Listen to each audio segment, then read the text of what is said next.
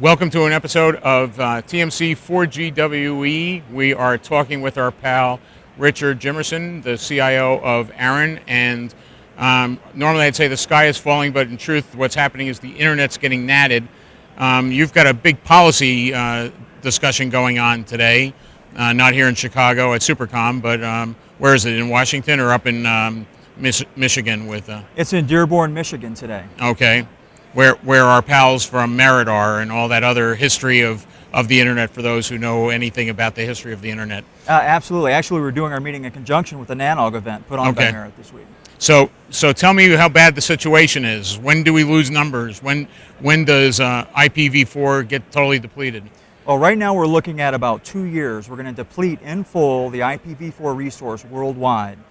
And what we're using to determine that is we're looking at the history of allocations over the last couple of years worldwide, and we're taking that and we're projecting it over the next couple of years, and we see at our current rate of distribution that we're about 2 years away from fully depleting the resource. Okay, now where are the carriers at with buying into all these issues? Are they on board and trying to migrate to IPv6, or are we in a mixed state right now? How bad is the lack of awareness? Said Chicken Little.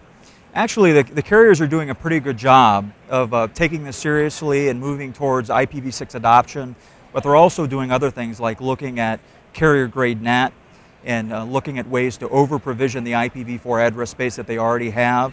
It's not acceptable for them to look at a future where they can't turn on new customers, so they're definitely looking into this. But there are some smaller vendors and some smaller providers out there that really haven't started to take a serious look at this, and only really starting now, looking at the fact that they're running out of IPv4 address space, they want to continue growing in the future, that they're going to have to look at adopting IPv6, and we're trying to reach out to them at events like this and on shows like this. So help me understand this. If we're talking about carrier grade NAT, number one, I would call that a session controller by and large, but so is this a situation where there's an economic reason why they're doing this, or is it the fact that there's problems with the endpoints for the customers that they feel that that's the only way they can really manage the migration? Because I would assume that migrating to IPv6 is economical in the long run. Yeah. Well, they can't do a straight cut over to IPv6. There's a very large IPv4 deploy base out there on their networks, and they need to continue supporting that. But aside from that, they realize that their customers in their homes and in their small businesses have devices that are IPv4 capable today that'll probably never be IPv6 capable.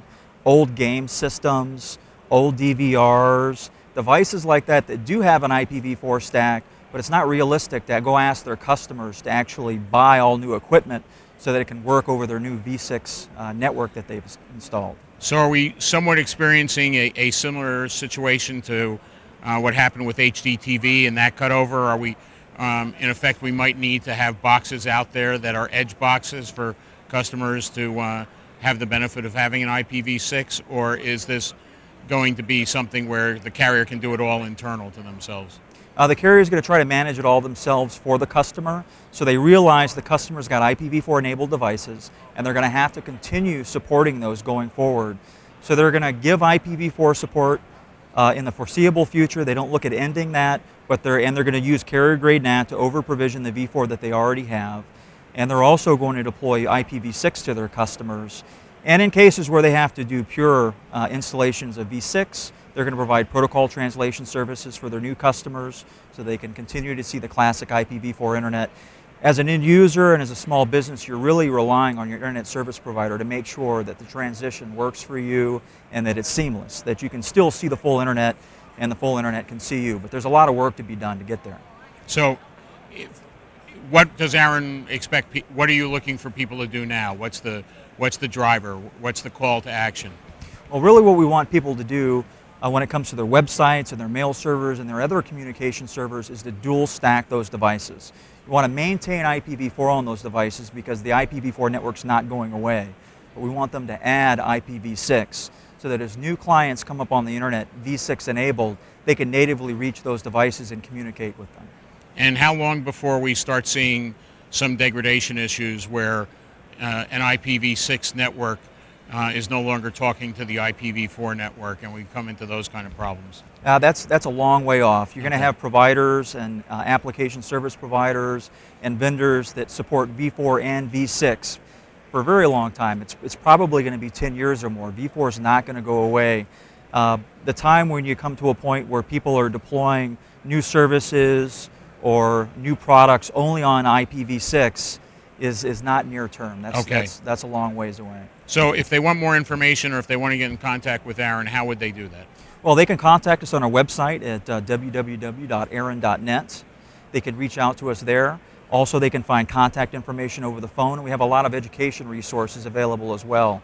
And if they're primarily interested in V6 adoption, we're running a wiki, getipv6.info, where they can go and find information uploaded by their peers for V6 deployment. What worked for them, what didn't, what saved them time, what saved them money, where to find additional resources. Great. Thank you so much. You're welcome. Richard, thank you again. Yeah, you're welcome. Bye-bye. Thank you.